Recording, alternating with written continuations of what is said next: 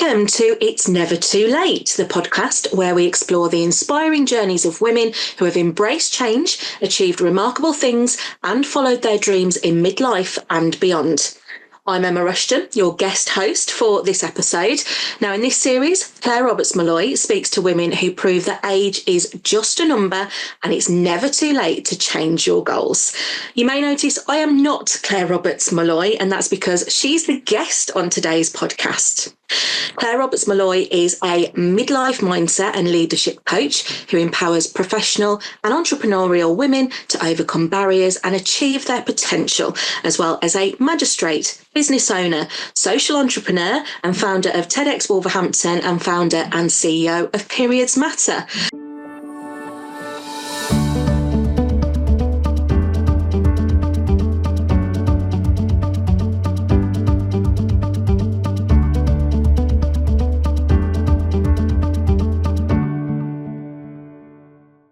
So Clare, are there any hats that you don't wear? There probably are a few, but I haven't added them to my collection just yet. It's lovely to be able to speak to you, Clare. So tell me a little bit about you and what you do. As you said, I'm sort of known for doing a lot of things. I do wear lots of hats. I've always been really interested and curious and just following lots of different paths. And I've always liked to stay busy and fulfilled. And as time's gone on, I think that's probably because I've got a bit of an ADHD brain that is always active. So I've always been like it. My dad used to call it a kangaroo brain when I was growing up, because I would always be wanting to investigate things and explore things and be interested in lots of things and want to do one thing and then another thing. So yeah, he used to say it was my kangaroo brain, but now I see it as my superpower. I mean, talk to me about your early years and how you started, what your career was when you were younger, because this isn't what you've always done. No, it isn't. And I've had what I affectionately call a squiggly career. So when I was at school, I was always academic. I was always interested in academic. I loved to learn, and that's never gone away. I love learning. I'm always doing some kind of qualification or another. But I didn't really know what I wanted to do. I think the two things I did know was I wanted to work in sort of an office because I love stationery. I knew that was the kind of environment I wanted to be in. But I didn't know what that meant, and I couldn't really articulate it because I didn't have any role models around me who did that. So my family, I came from, I grew up in a council house on a council estate, one of the most disadvantaged council estates in the country at the time, I believe it was, and still is to some extent. And my family were very, very working class, very sort of salt of the earth. So they'd always worked in manufacturing, in engineering, in factories, and, you know, the traditional, what was called at the time, blue collar roles. So I hadn't got any of those role models around me, so I couldn't articulate what it was I wanted to do. I just knew. My dad always said, "Oh, well, you should aspire to have a white collar job." I was like, what does that mean? And yeah, so I knew I wanted to work in that kind of environment, but what shape that would take, I didn't know. The other thing I just felt really deep down was I wanted to be part of community and contribute to community. And that was really a strong driver for me.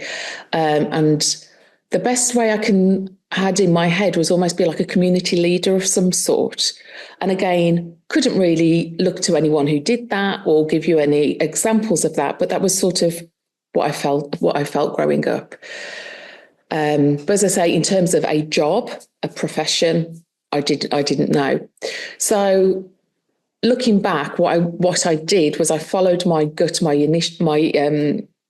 intuition and my curiosity. If you'd asked me back then if I was doing that, I would have said no, because it's obviously I couldn't have explained it. But that's what I did. So I thought, let me just do what interests me. So I went to look around universities with a really, really open mind and thought, let's just see what lands, what fits. And I went through lots of universities with groups of friends, but I ended up going around Aston University in Birmingham and looking around some of their courses.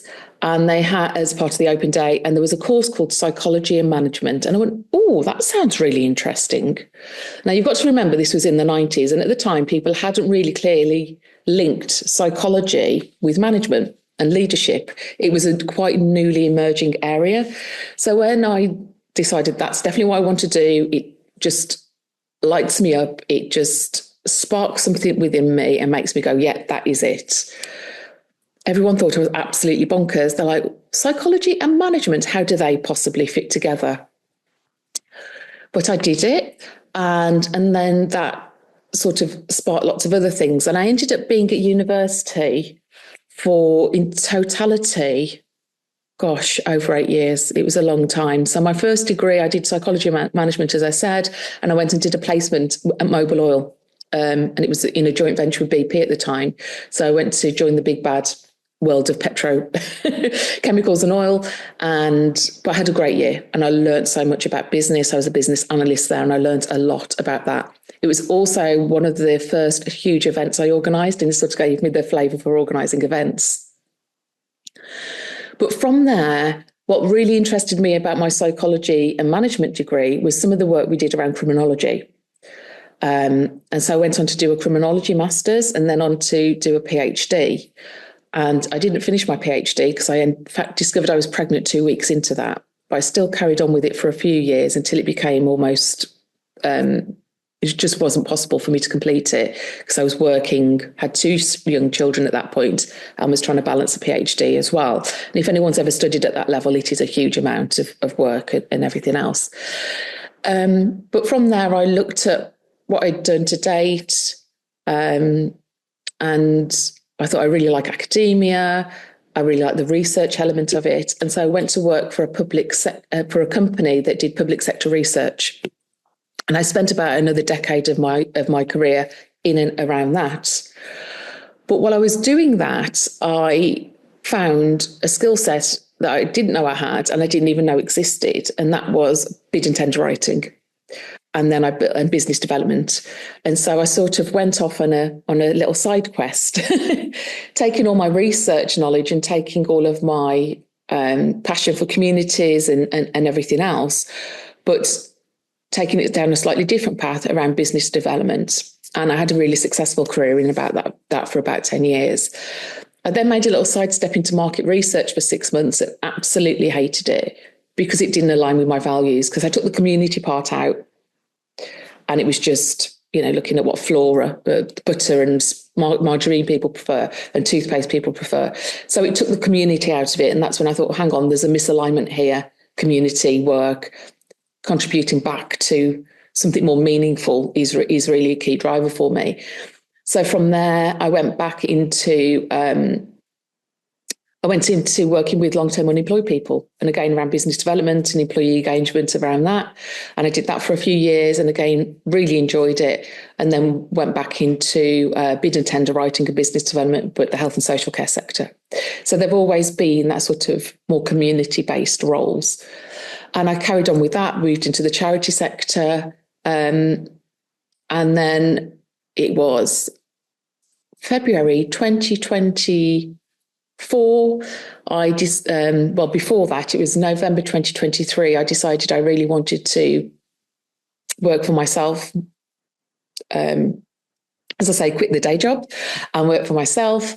And so I gave you my notice in my role at the time. And then on the 14th of February, 2024, Valentine's Day, I gave myself the gift of being completely self-employed. I'd balanced part-time working within charities and my own work alongside each other. But I thought, no, I really want to go out on my own and see what I can do. So I've been doing that for just over a year. So that brings you up to date. Obviously, along the way, I've done lots of side quests, and I'm sure you'll come on to that. But that's sort of my career. It's been quite long. I'm quite old.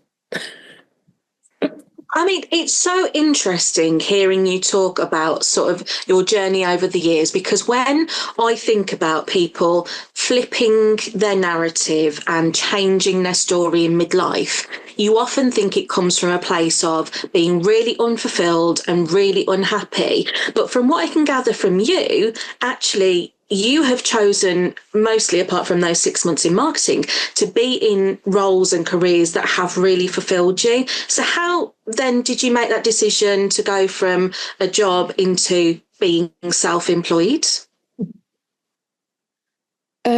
I think my roles, the sectors I've worked in have always been really fulfilling. I think the last role I found myself in was in misalignment with me, but not because of the work I was doing, because the charity does really important work. But I think sometimes your workplace isn't aligned with you. And I think for me, it just didn't fit. There was something that just didn't click. There was a level of what I felt was toxicity about it. And so that was one of the drivers. I thought, hang on a minute. Is this really what I want to do? And the other thing I did was I sat with myself. I thought, what gives me energy? What lights me up? And what makes me truly happy? And that is when I'm working with women, groups of women, and helping them to move forward, overcome barriers, and all of the work I do now. I thought that's what really lights me up. It's standing in a room, it's creating an event, it's feeling the energy in the room, and just seeing that collaboration and that connection. And that's what really just gives me so much joy and so much positive energy. But I think aside from my career, I think that there was a big turning point in my life as I approached midlife.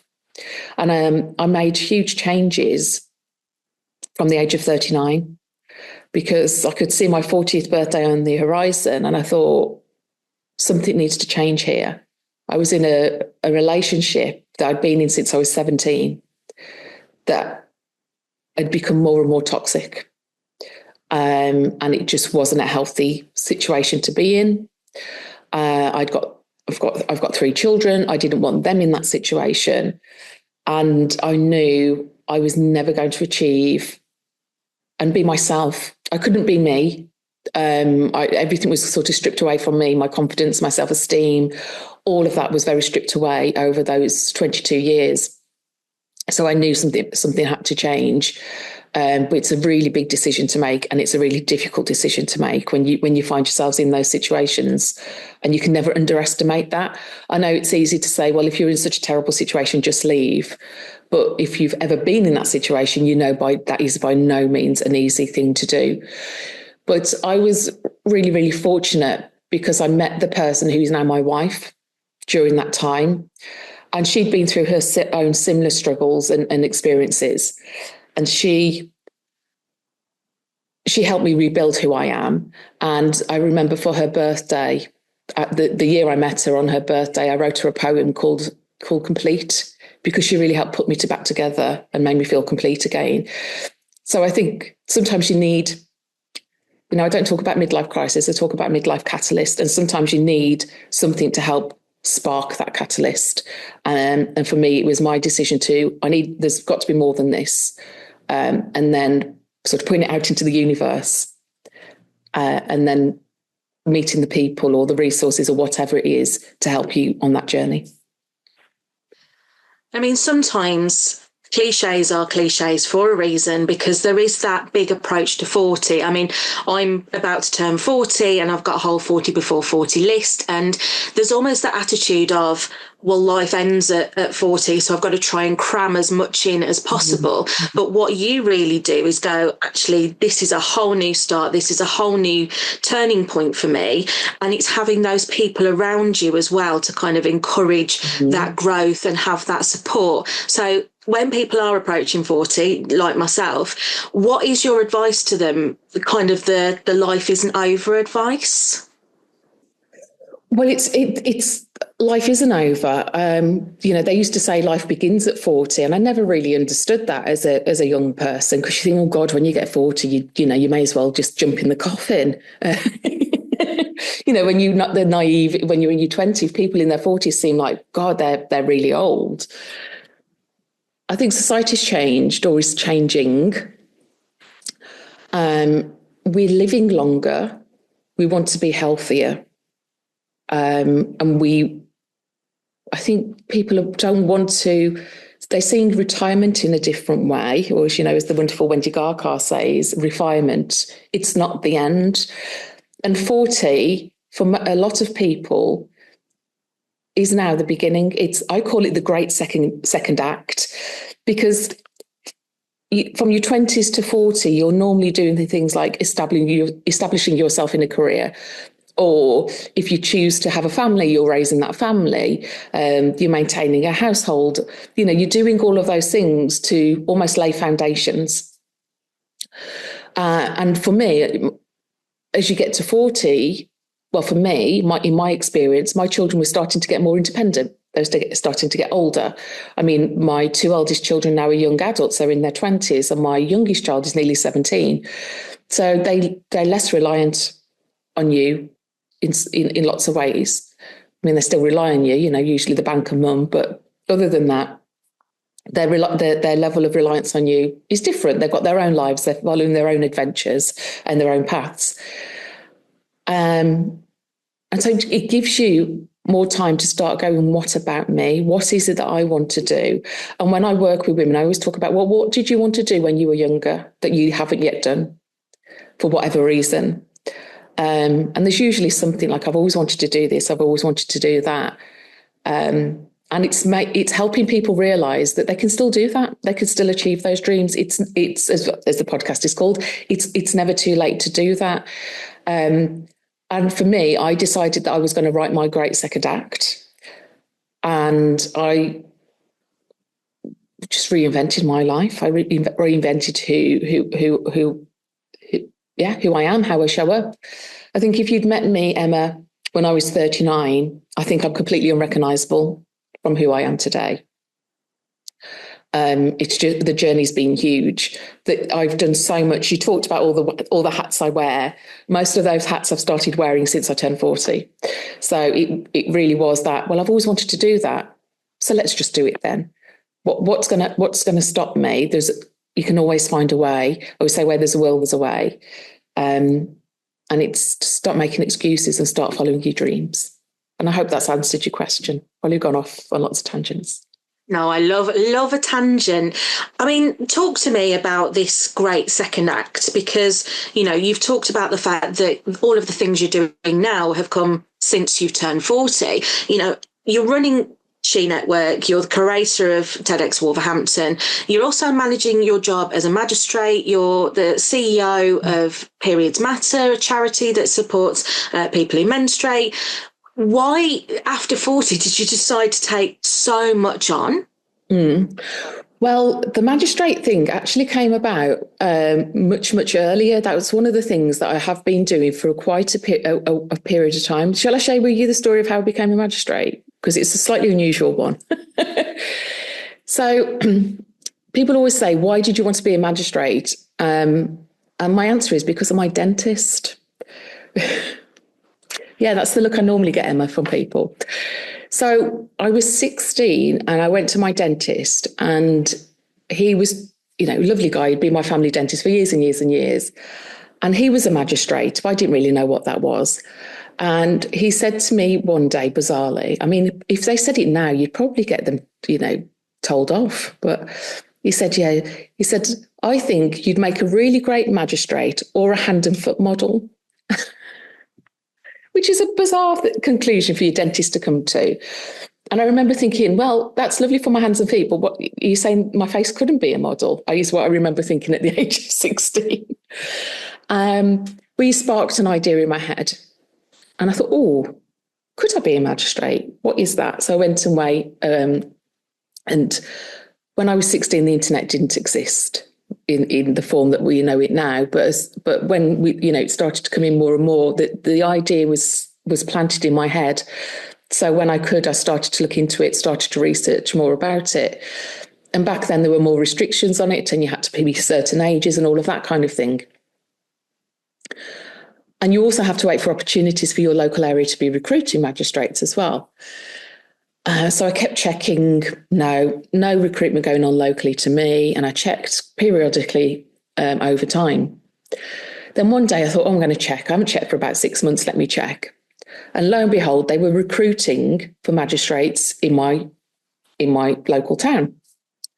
And the deadline was my birthday. So I thought, well, that's a sign from the universe. So I applied and heard nothing. I heard nothing for about 9 months. And I thought, well, that's it. They're not interested.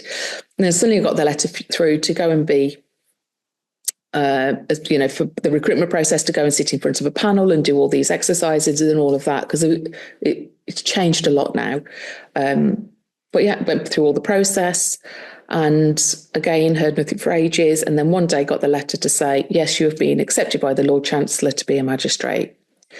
So when I was sworn in as a magistrate, I was 29. And I believe I was the youngest magistrate in the Black Country at the time. So that journey was a slightly unusual route into being a magistrate. But yeah, so that's one of the things I did do.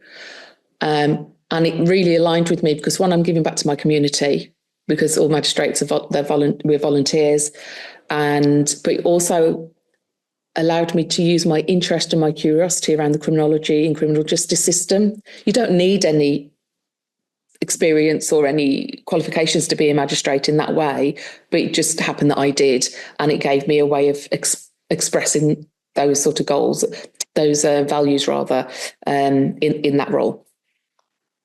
And that's one of the things that you decided to keep on from before 40 and then add on all of this extra stuff that I mentioned earlier, all of the roles that you've taken on after 40. I mean, how are you managing that? Because, not only are you doing all of those things that I've mentioned, the whole reason behind this podcast and, your self-employment now is the Midlife Mindset Coach. And all of that has come since 40. So, I mean, talk to me about why you decided to keep that role on as well as adding everything on top of it. I think for me, it's a really important role. I think it contributes so much. And I think especially because, so I'm a magistrate in the adult court and in the family court as well. And I was in court just yesterday, and one of the courts I sat in was the domestic abuse court. And I think having come from having my own lived experience of that, I think means that I have a different understanding than other magistrates might have. I want to see that everybody is treated fairly within the system. Everyone is treated justly within the system, and I want to play my part in that. It's just a really important part of things, and it's one of those non-negotiables. So all the other roles I've had throughout my career since becoming a magistrate, when it's come to will I accept a job or not, one of my sort of red lines in the sand, so to speak, has been, I'm a magistrate. Are you going to facilitate me to continue this role? And if the answer is no, for whatever reason, then I wouldn't accept that, because it's just an important part of who I am. I mean, I was speaking to someone yesterday and I was saying, gosh, I've been doing this now for 18 years. Doesn't feel that long, but it's just something that I'd never want to ever stop doing. It just is something that I feel at my core is important for me to do. What I'm picking up from all of your roles, from the magistrate, from TEDx, from Midlife Mindset Coach, is they all align with your values of people having their voices heard. I have been on the receiving end of you making sure that my voice is heard when actually I didn't think that my voice deserved to be heard. So why is it so important to you that you get all of these different voices out there? It's a really interesting question, Emma, and I've been doing a lot of thought on this quite recently, because I was reflecting on all the things I do and what's the commonality between them all. And as you say, a lot of it is, and it's not something I set out consciously to do. It was one of these sort of, it's been quite subconscious really, is I thought, is my purpose to create platforms? And that's sort of the conclusion I'm coming to, because that's what I found I'm doing over and over again in different ways, whether it's some of my events, whether it's TEDx Wolverhampton, if it's either creating a platform or advocating for other people's voices. That seems to be a lot of the work I'm doing. And I'd never set out to do that. It's obviously where my values have led me. I think trying to articulate it is quite complicated.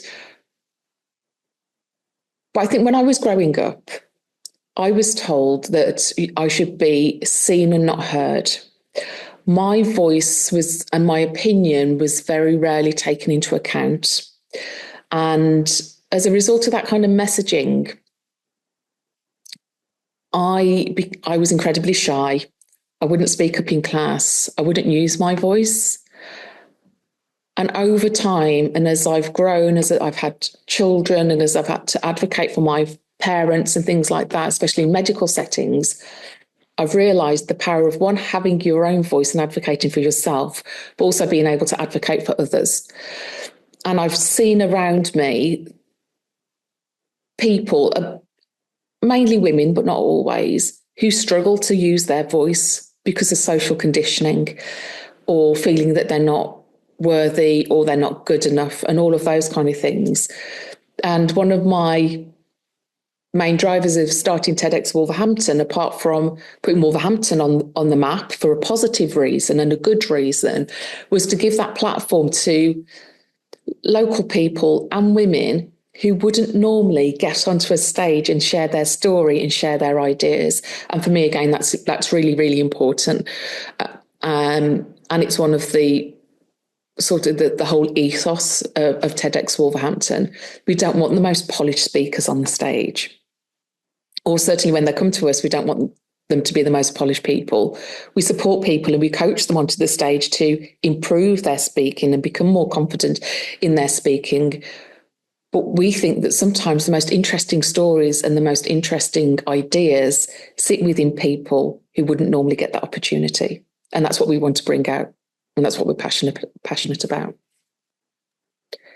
Now, I hope you don't mind me asking this question, but, it's very easy to portray everything is amazing, everything is great, everything is going swimmingly well all the time, especially in business. And when you're a woman in business, particularly, that's kind of the facade that you need to put up.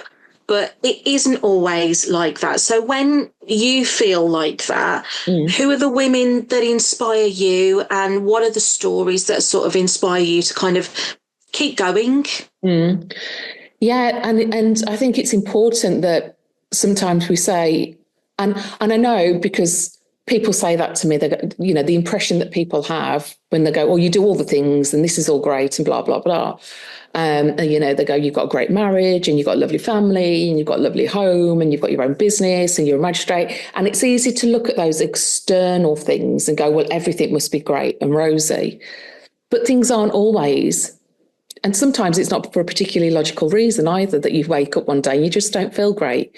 We all have those down days, and I've shared today that over the past few days, I've been having a bit of a wobble where I felt like,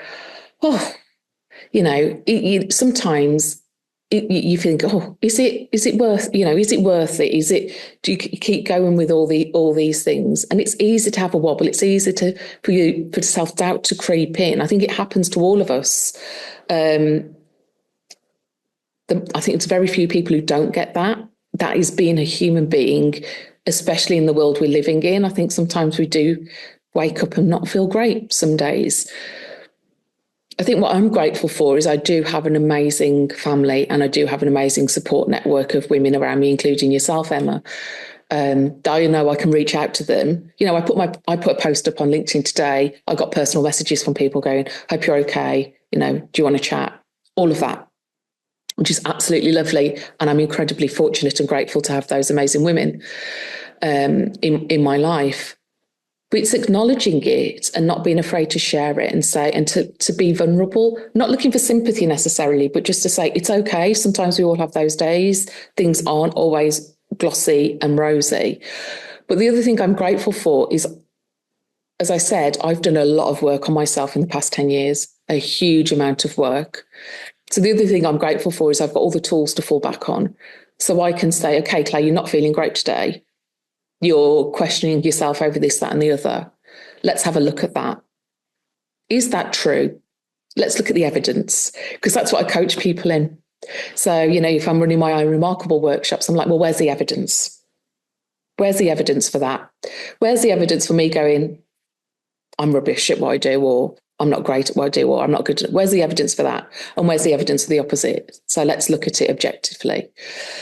So I've got all those tools. I know how I can regain my energy, and I know how I can build myself back up. And so I go, right, today my energy is low. So what I'm going to do is I'm going to do this, that, and that.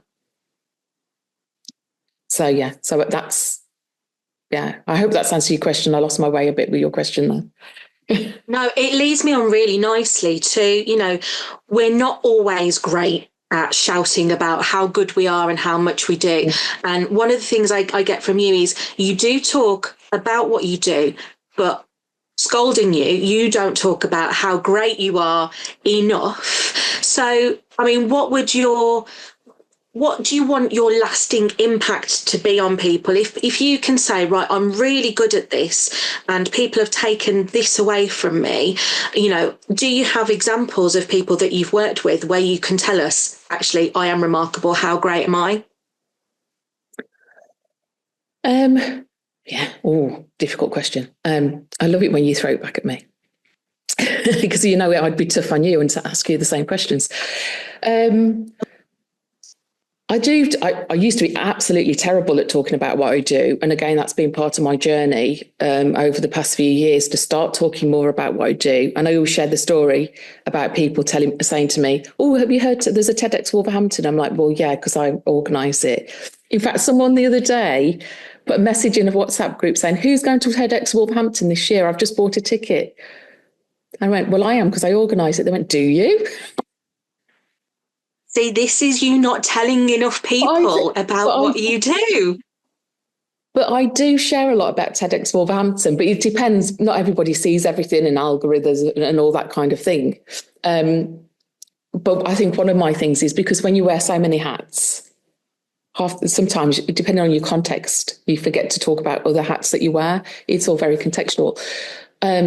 Do I walk around going, I'm great? No. Do I know my strengths in certain areas? Yes. So I'll quite happily say, I think I'm a really great coach. I can bring the best out of people. I can help women to move from where they are now to where they want to be, and men as well. I've been working with more and more men over the past few years.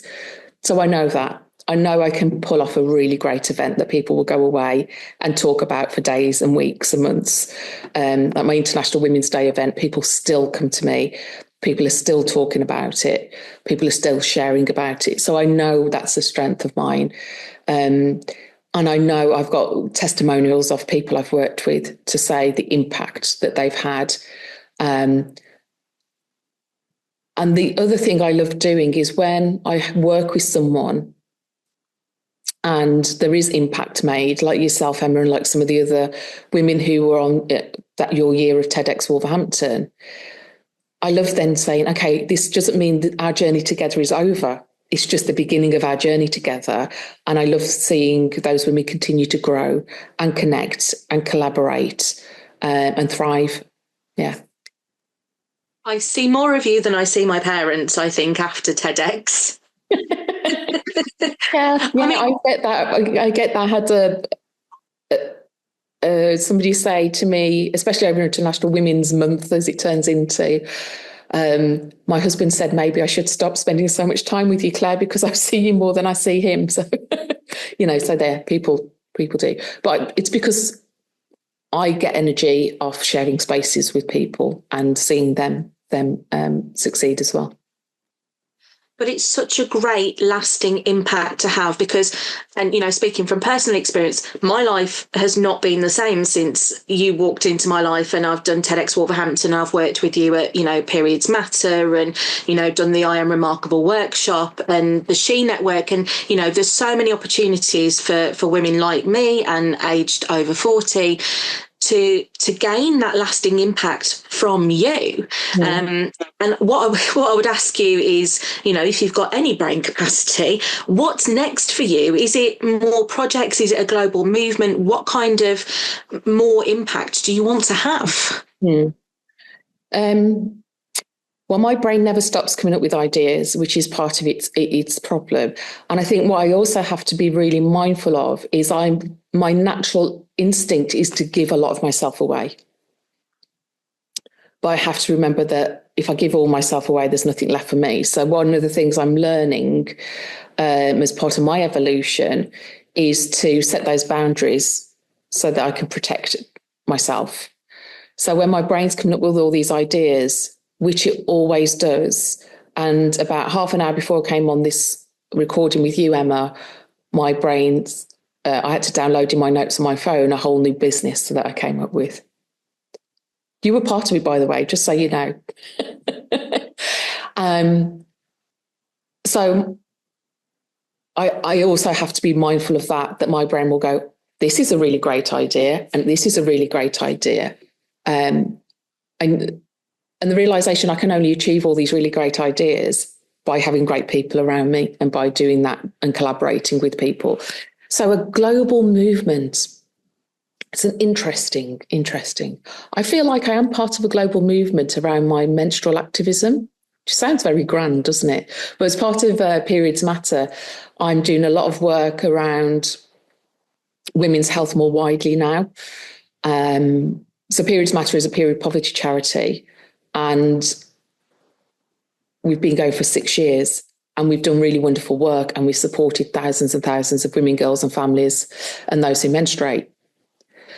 But I've come to the realisation that we need to make systemic changes, and the only way I'll help and influence and contribute to those systemic changes is being part of a more strategic global level influence.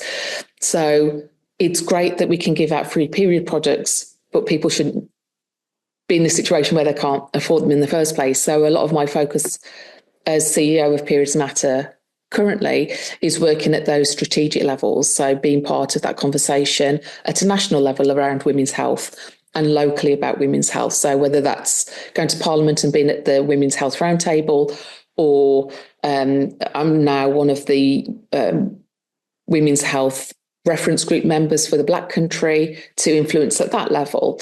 So it's trying to bring about that systemic change rather than, as I say, just sticking a sticking plaster or a period pad over the problem. But yeah, in terms of others, I don't know. I've got so many ideas. Who knows what lands, what takes off. But if I set my mind to it, I usually make it happen.